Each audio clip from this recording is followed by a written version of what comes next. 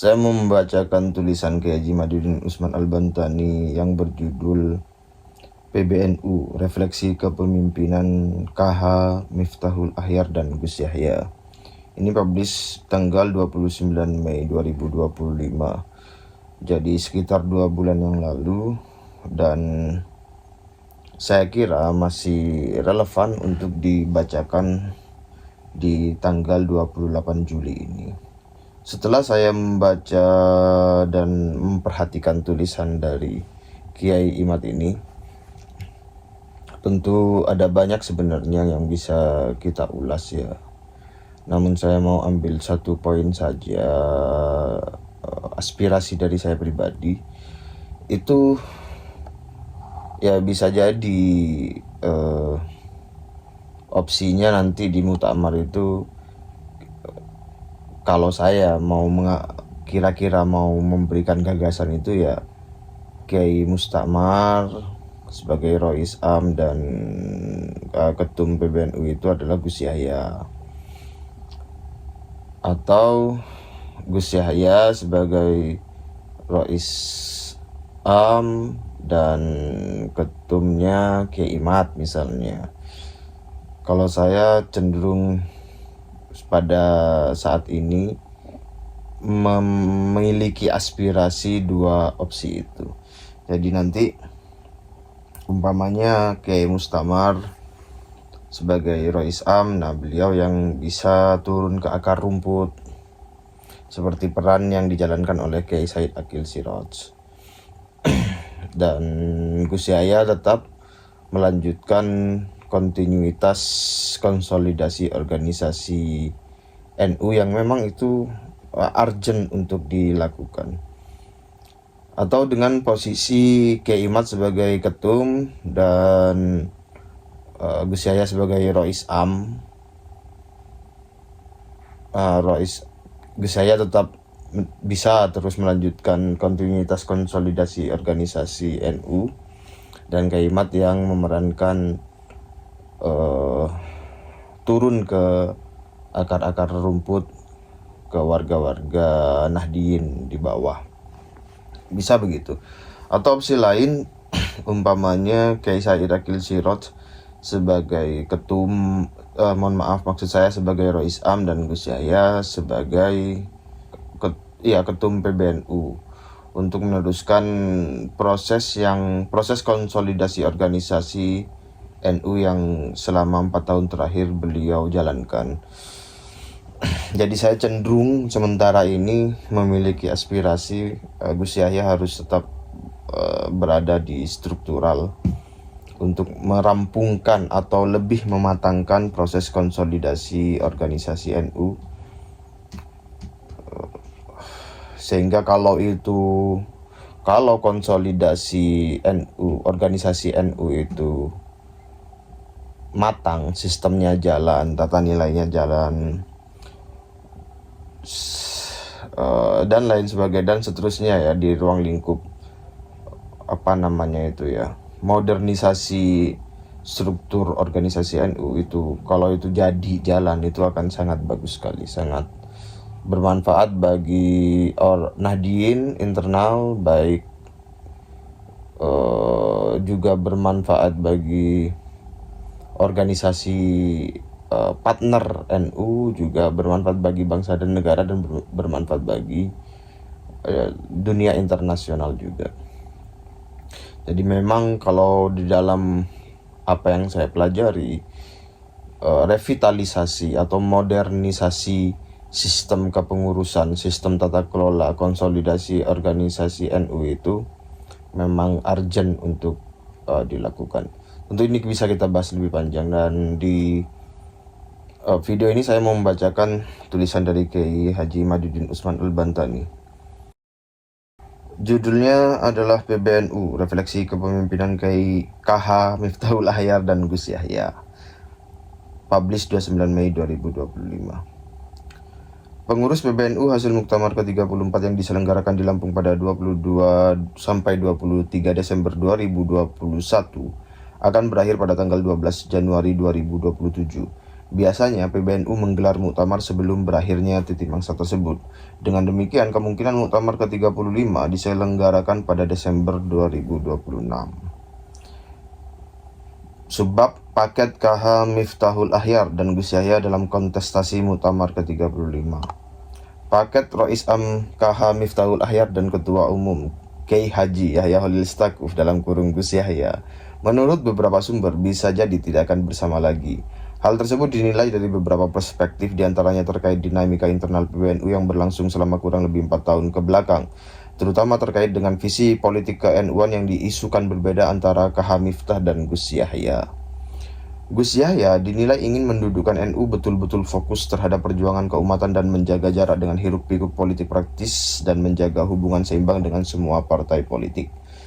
Besarnya jumlah warga NU secara kuantitatif dinilai Gus Yahya tidak adil jika NU menempatkan posisinya sebagai bagian dari kontestasi politik praktis.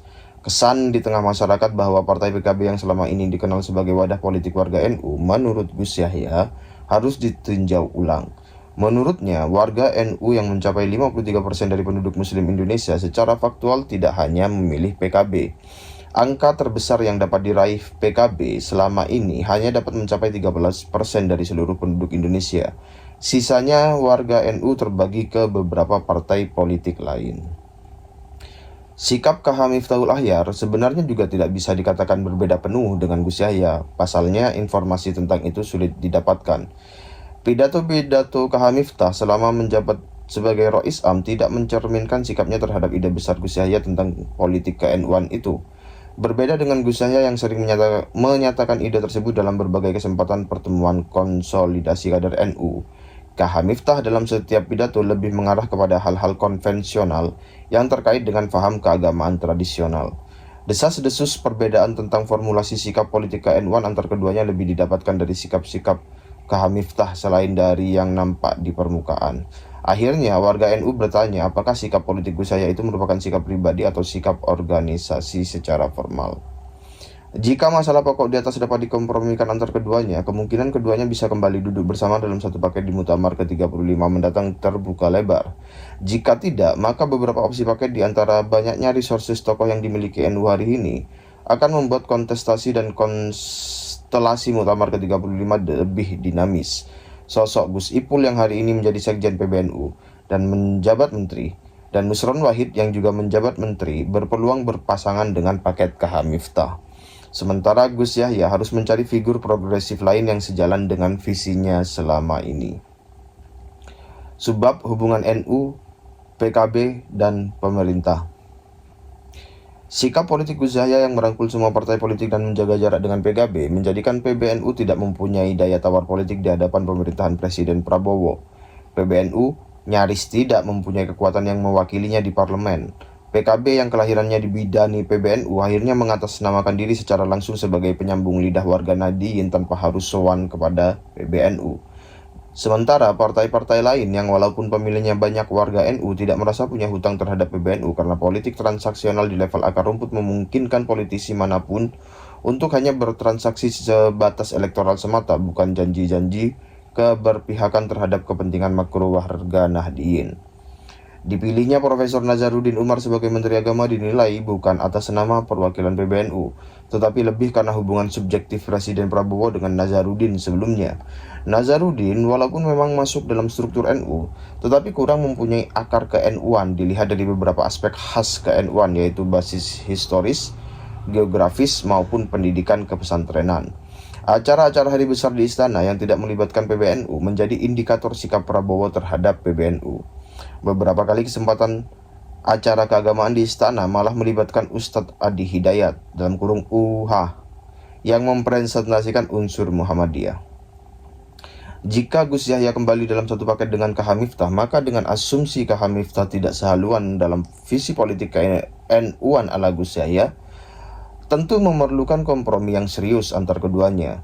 Gus Yahya harus memendam visinya menjadikan NU sebagai organisasi besar, modern dan independen yang menjaga jarak dengan politik praktis dan menjalin hubungan yang seimbang dan sederajat dengan semua partai politik, atau kemudian Gus Yahya berhasil membujuk KH Miftah untuk berjalan satu haluan dengan segala resiko di atas. Saya ulangi, Subbab KH Miftahul Ahyar dan Gus Yahya kaitannya dengan akar rumput Nahdien. Selain tentang sikap NU dalam politik praktis, Gus Yahya juga selama 5 tahun ini lebih menitik beratkan terhadap konsolidasi organisasi. Ia sangat menjaga jarak dengan isu-isu yang akrab di akar rumput warga NU, sehingga sikap tersebut juga membawa dampak terhadap kurang populernya Gus Yahya di kalangan akar rumput. Kiai Haji Said Akil Sirot sebagai contoh adalah ketua umum PBNU yang sangat populer di akar rumput karena kerap turun berceramah ke tengah warga NU dengan membawakan tema perlawanan terhadap faham Wahabi, anti radikalisme, kerukunan umat beragama, dan nilai-nilai kebangsaan. Sementara Gus Yahya dinilai lebih hanya berpidato di kalangan pengurus NU. Hampir tidak ada acara non-formal Nahdien yang diikuti oleh Gus Yahya yang diundang sebagai sosok seorang kiai yang berceramah dengan dalil-dalil penguat tradisi keagamaan ke-NU-an, kaitannya dengan serangan dan kritik faham keagamaan lain yang diametral. Lain dengan Gus Yahya, KH Miftah malah blunder dengan masuk ke arena perdebatan yang kaitannya dengan kepentingan Nahdien namun dinilai kurang memahami kepentingan Nahdien akar rumput. Yang demikian itu kemudian membuka celah kekosongan figur PBNU di tengah masyarakat akan sosok pembela warga NU dari serangan-serangan paham keagamaan lain secara epistemologis dan kepentingan Nahdien secara ontologis dan aksiologis. KH Zulfa Mustafa yang juga mewakili PBNU sering diundang di akar rumput, tetapi narasi yang dibawa dinilai kompromistis dengan isu yang dihadapi warga NU kultural. Kemudian warga NU mencari sosok figur kultural yang berani tegas secara diametral untuk menyuarakan kepentingan warga Nahdien itu.